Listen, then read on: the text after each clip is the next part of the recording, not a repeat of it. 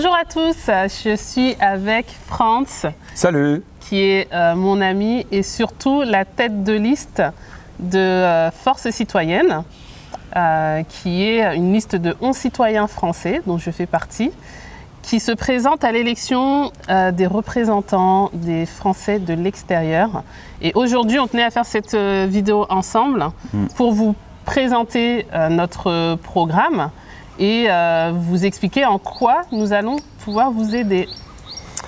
Bonjour à tous, donc content de vous retrouver et content de te retrouver, Aminata. Donc voilà, sacré challenge, une bonne aventure qui s'est enclenchée depuis un certain temps. On arrive maintenant au stade final, c'est-à-dire les élections. Nous sommes motivés, nous sommes déterminés à aller jusqu'au bout et surtout à gagner. Donc voilà un petit peu le programme. Je te laisse un petit peu en parler ou on va en parler au fur et à mesure. Une petite précision, je garde les lunettes, non pas pour la frime, hein, mais c'est parce qu'il y a le soleil et franchement la luminosité. D'ailleurs, je ne sais pas comment tu fais pour sans lunettes de soleil. Je gère. Étant donné qu'on est sur les deux chaînes, oui, on va prendre juste 2 minutes pour se présenter. Absolument.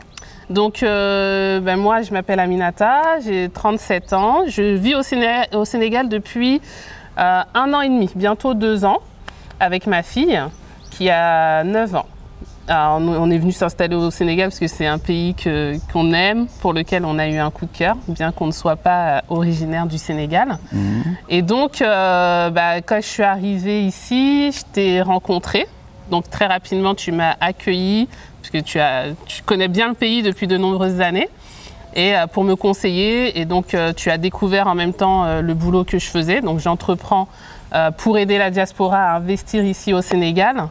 J'ai aussi un petit business de location de voitures entre-temps qui s'est développé. Et quand tu m'as proposé en fait d'intégrer la liste, bon, j'ai pas réfléchi longtemps. Je te connais à travers ta chaîne, je te connais personnellement, je connais tes valeurs, je connais ta vision. Et je me suis dit oui, ça peut être encore une autre manière pour moi d'aider les Français à venir s'installer, mais aussi les Français qui sont sur place à accéder à leurs droits, à accéder à l'information, comme tu le dis souvent, tu insistes souvent là-dessus. Et donc, vraiment, je suis très contente de faire partie de cette aventure. Je pense pouvoir apporter ma petite touche en complément. Et c'est juste une belle aventure qui commence. Eh bien, écoute, voilà, en tout cas, bravo. Et moi, alors, donc, je m'appelle Franz de Champin et donc, je vais avoir 49 ans au mois de juillet. Les années passent, hein. Mais l'important, c'est d'être jeune dans sa tête. Hein. C'est surtout ça que je dis. Et donc, je suis au Sénégal depuis le 29 octobre 2004. C'est pour vous dire. Précis. Oui, parce que je pense que comme toi, quand on quitte son pays, on part ailleurs. Pour moi, ça a toujours été ça. Partir quelque part, c'est une déchirure. Ça vous marque, ça vous marque au fer rouge. Et je me souviens de mon départ comme si c'était hier. D'ailleurs, je vais vous faire une confidence, mais j'en avais parlé dans ma chaîne. Le soir, quand je prenais l'avion pour partir au Sénégal avec un aller simple, j'en ai pleuré. Je me suis posé, est-ce que je me suis dit, est-ce que je fais pas la plus grosse connerie de ma vie? Tu t'es dit, je suis fou. Oui, c'est ça. Ouais. Est-ce que j'ai bien fait de le faire? Et puis en fin de compte, je me suis dit, écoute, advienne que pourra, on le fait, on tente. Et puis si ça ne marche pas, au moins il n'y aura pas de regret. On se dira, au moins on l'a fait. Génial. Et c'est pour ça que quand j'ai vu tes premières vidéos au Sénégal, c'est vrai que je me suis rapproché de toi parce que je me suis dit, cette femme-là, elle est dynamique, elle est courageuse, elle part avec sa fille. Tu es parti comme ça, tenter un petit peu entre guillemets l'aventure. Et quand je vois ce que tu fais à l'heure d'aujourd'hui, avec ta chaîne, avec tes activités, etc., j'ai que du respect. Donc voilà. Merci. Parle-nous de ton activité aussi, parce que du coup, je pense que beaucoup te connaissent à travers le boulot que tu fais dans l'immobilier aussi. Dans l'immobilier, donc je fais de l'immobilier, je fais du conseil, de l'accompagnement. Et c'est vrai que mon métier évolue, en fait, comme le tien. Je pense qu'au fur et à mesure, on doit le faire évoluer. Et surtout, on doit le réinventer. Parce que la règle ici au Sénégal, je pense que tu seras d'accord avec moi, c'est qu'il ne faut pas espérer trouver du travail, il faut le créer son travail. Tout à fait, c'est un sacré challenge. C'est un sacré challenge, donc effectivement, créer son job, c'est ce que j'ai fait, donc on réinvente régulièrement, quotidiennement son travail. Et à l'heure d'aujourd'hui, voilà, c'est de l'accompagnement, du suivi. Donc les élections, en quelque sorte, je dirais, c'est complémentaire, ce n'est pas quelque chose de nouveau, puisque ça sera simplement accompagner les gens, leur donner des conseils, les aiguiller, ce qui est quelque chose d'important, ce qui n'a pas été fait à l'heure d'aujourd'hui. Voilà. Justement, ta motivation, je pense qu'elle vient un peu de cette frustration de dire, bah, on vit encore une période difficile avec le Covid. Il y a 1 an déjà, on était dans cette situation et tu as donné beaucoup d'informations via ta chaîne. Et je pense que quelque part, ça vient de là, cette idée de te présenter. Absolument. En fait, mon militantisme politique, entre guillemets, il est tout récent. Il date de mars 2020. Ouais. C'est-à-dire qu'à l'époque, je voulais faire surtout être îlotier, c'est-à-dire occuper une place, une fonction bénévole au sein du consulat, aiguiller, accompagner les gens. Donc c'est une fonction qui existe et elle existe au Sénégal. Il y a 60 îlotiers, il faut le savoir au Sénégal, 60 îlotiers qui sont gérés par le consulat, mais ils n'ont pas joué leur rôle. Ils n'ont pas été là, ils n'ont pas été présents. Alors je ne leur en veux pas parce que ce sont des bénévoles, mais j'en veux par contre au système qui a été mis en place et qui n'a pas été fonctionnel.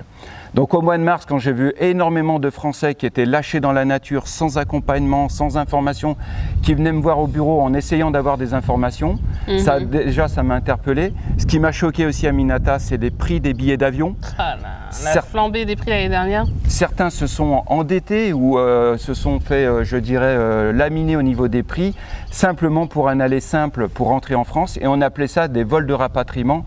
Pour moi, non, ce sont des vols commerciaux et on a profité d'une situation et ça, c'est pas acceptable. Voilà un petit peu, ça a été une colère, un mécontentement et je me suis dit, c'est pas possible, je peux pas rester comme ça. On va essayer de mettre en place un système et surtout de renverser la donne.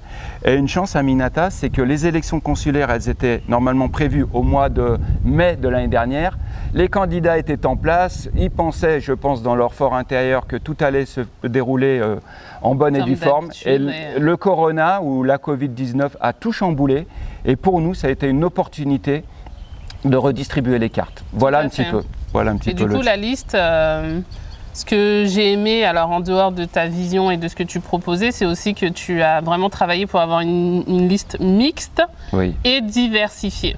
C'est-à-dire que les profils de notre liste, ils vont changer par rapport aux listes traditionnelles qui présentent toujours un peu les mêmes profils. Et ce qui est important aussi pour toi, c'est que dans ta liste, beaucoup sont très actifs.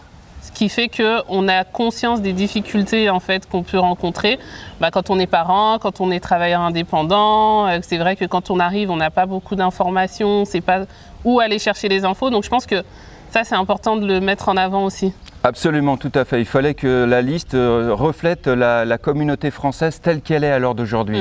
Elle est métissée, elle est mixte, on retrouve des profils aussi divers les uns que les autres.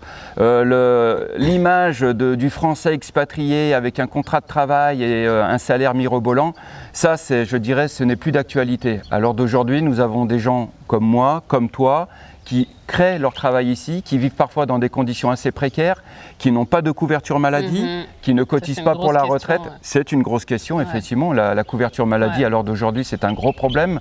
On doit composer avec ça. Et donc, voilà, je voulais une liste qui reflète ça.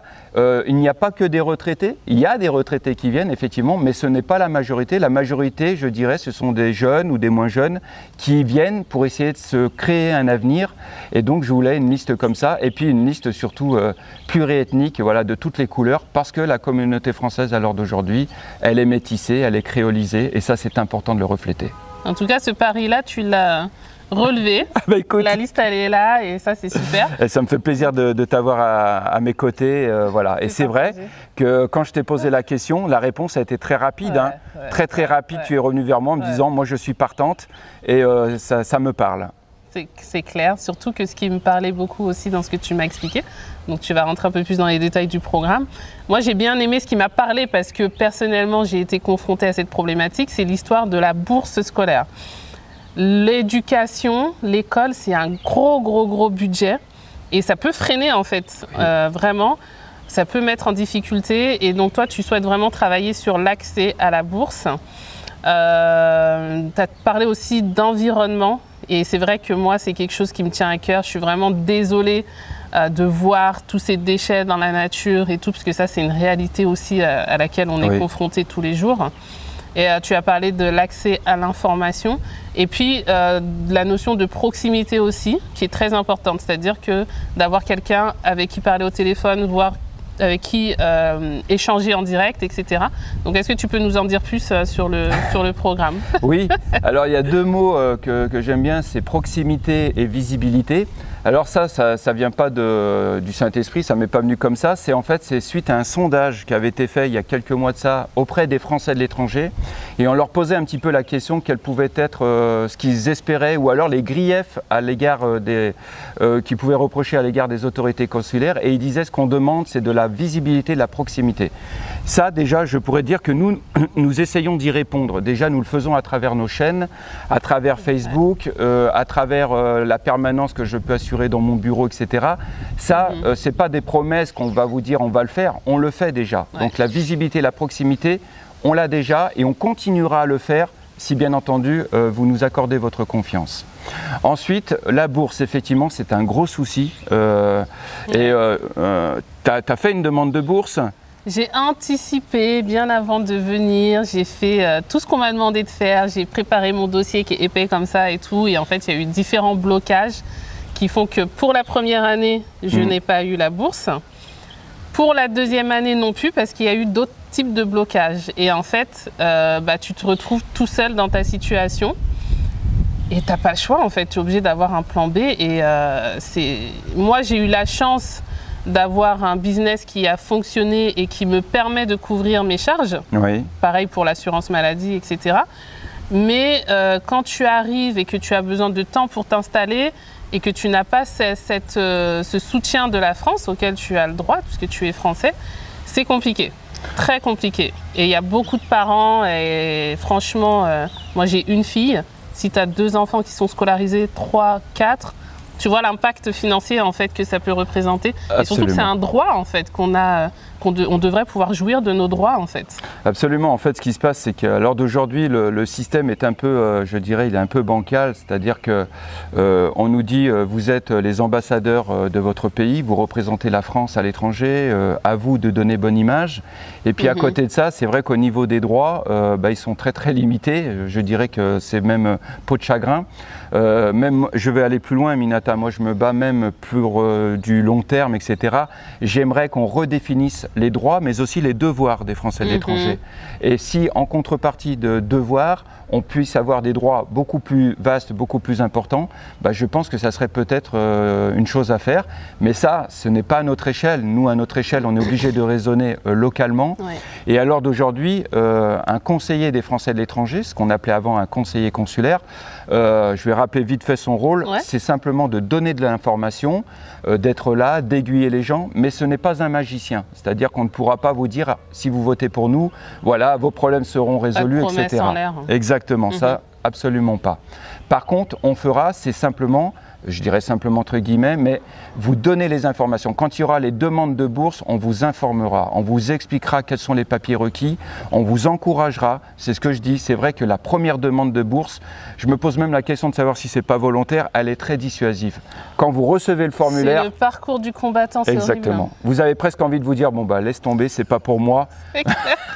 Et pourtant non, il faut le faire. Parce que la première demande, elle est très dissuasive, mais une fois que vous avez obtenu cette première demande de bourse, le renouvellement annuel est beaucoup plus, je dirais, automatique. Okay. C'est ce que je dis aux gens, je dis donc n'abandonnez pas, ne désespérez pas avant même de commencer, mais par contre, voilà, les papiers, etc. Donc ça, on en parlera à travers les chaînes YouTube ou à travers le groupe Facebook ou Facebook. On vous donnera les informations. À l'heure d'aujourd'hui, c'est très opaque. Nos représentants, nos conseillers consulaires qui sont là depuis 7 ans, je le rappelle, et que je vois là, comme par magie, s'animer juste avant les élections, je dirais, ils auraient dû être beaucoup plus présents auprès de la communauté française. Et ça, c'est la reproche que je leur fais. Et d'ailleurs, je les encourage un petit peu à nous expliquer pourquoi ils n'étaient pas là ou pourquoi ils nous ont donné peu d'informations. Mais ça, c'est leur problème. Nous, on est là justement pour vous apporter ce que nous pouvons faire. Et donc, voilà. Donc, la bourse, effectivement, c'est un des premiers combats. Donner plus d'informations et encourager les gens à la solliciter. Tout à fait. Ensuite, ce que nous voulons aussi, c'est en dehors de la visibilité et de la proximité, c'est aussi le dialogue entre le continent africain et la France. Ça, c'est un message aussi qui est important, Tu me diras si tu le ressens, Tout à fait. mais je trouve que la France, à l'heure d'aujourd'hui, surtout auprès de la jeunesse africaine, l'image, ce que la France propose, ça n'intéresse plus les jeunes africains. La perte de confiance, la confiance n'est plus là. La confiance est cassée. Bien sûr. Et ça, je pense que pour nous, c'est quelque chose d'important. Il va falloir, nous, en tant que Français, que nous redéfinissions notre politique avec le continent africain. Il faut aussi, absolument, tout à fait. Il faut pour ça entamer un dialogue franc, sincère avec les jeunes, la jeunesse africaine, mais aussi avec la population en général. Le Sénégal, dernièrement, il y a eu des événements et il y a eu un message qui a été adressé à la France en disant on ne veut plus de ce rapport comme ça, paternaliste, opaque avec la France. Tout à fait. Nous allons relayer ce message-là parce que nous voulons un dialogue basé sur le respect, la transparence, voilà, la confiance mutuelle. L'environnement aussi, ça c'est vrai que c'est important. Quand on voit malheureusement les sacs plastiques on retrouve un petit peu de partout. Alors notre politique, ça sera de sensibiliser les gens, la jeunesse, les écoles. Pour ça, il y a des instituteurs sénégalais, je pense à EcoCamp, à la Somone, qui essayent de sensibiliser ces élèves à la préservation de l'environnement, à la culture bio, etc. Donc bien entendu que ça, tout ce qu'on pourra relayer comme message et amplifier le message, nous le ferons. On le fera également. Voilà. Ce qu'on peut dire pour bientôt conclure, c'est qu'on est présent sur les réseaux sociaux, donc on communique aussi pas mal sur ce qu'on souhaite faire à travers nos pages personnelles, à travers les groupes qu'on anime. Donc vraiment, j'invite tout le monde, si besoin, à aller sur ces réseaux sociaux. Et on va rappeler la date, parce que la date de l'élection, c'est le 30 mai. Il y a un seul tour. Un seul tour. Mais il y a aussi la date des votes à distance. Alors, j'ai plus la date en tête, mais voilà. Mais je crois que c'est autour du 19 ou du 20. Donc, on va le remettre dans la description. Vous avez 3 possibilités de vote, soit par procuration. Alors, je ne sais pas si c'est encore. Est-ce que c'est encore d'actualité ou alors il fallait le faire avant, mais donc par procuration. Vote à distance, donc par Internet. Donc dans ce cas-là, la procédure elle a été confirmée. C'est-à-dire que vous recevrez donc un code sur votre téléphone portable et ensuite vous vous connecterez donc par Internet et là vous taperez le code que vous avez reçu sur votre téléphone portable pour valider votre vote. Et ensuite, effectivement, le dimanche 30 mai, où là il y a 3 points de vote. 2 à Dakar et 1 ici à Saly, où les gens pourront voter en réel en mettant un bulletin dans l'urne. Voilà un petit peu les conditions. Donc bien entendu, on vous invite à participer. D'ailleurs, un de nos slogans, c'est celui-ci, c'est « Ne subissez pas, impliquez-vous ». Si vous voulez faire bouger les choses, aidez-nous justement à les faire bouger. Dernière chose aussi importante, Force Citoyenne est ouvert à tout le monde, c'est-à-dire tous les gens de bonne volonté qui veulent faire bouger les choses. Volontairement, il n'y a pas de logo politique. Vous verrez, notre affiche politique, elle est minimaliste, hein, c'est vrai, hein. Il n'y a pas de logo, parce que justement, on ne veut pas se laisser enfermer. Après, chacun, individuellement, nous avons nos convictions politiques ou bien même notre adhésion à un mouvement ou un parti, mais ça ne regarde que nous individuellement. Mais à l'échelle de Force Citoyenne et du mouvement qu'on lance, c'est ouvert à tous les gens qui veulent changer les choses et qui en ont marre de la situation que nous avons vécue jusqu'à présent. Voilà, pour moi, voilà. Merci Franz. Je te laisse le mot de la fin. Non, mais moi, tu sais que je suis vraiment motivée. Je souhaite aider vraiment les Français. Et donc, on continue. On a encore tout le mois de mai pour diffuser le message. Et on se retrouve le 30 mai dans les bureaux de vote, à moins que tu votes à distance. Non, j'irai. On va se déplacer, on est d'accord. Absolument, pour surveiller, pour voir si tout est carré et si bien. C'est clair. Et attention, j'accuse personne. Mais simplement, voilà. Hein. La confiance n'exclut pas. Voilà, exactement. Exact. Donc, à bientôt. À très bientôt et on compte sur vous. À bientôt. Merci.